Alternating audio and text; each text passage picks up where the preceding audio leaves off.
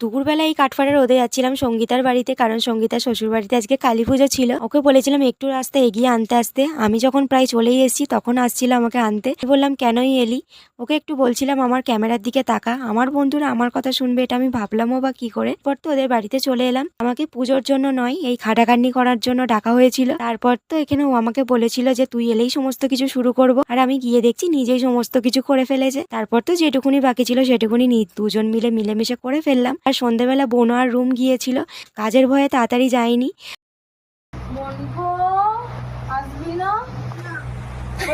এখানে বোনও সঙ্গীতার ছেলেকে ডাকছিল, ও তো মুখের ওপরই না করে দিয়েছে। তো সবাই রেডি হয়ে বেরিয়ে পড়লাম। মন্দিরে পুজো দেওয়া হয়ে যাওয়ার পরে সবাই মিলে মেলায় একটু ঘুরতে বেরোলাম। আর মেলায় ঘুরতে ঘুরতে দেখো কাদের সাথে দেখা হয়েছে। আমার মা বাপিও গিয়েছিল, আর বাপি মেলা থেকে কি কিনেছে দেখো।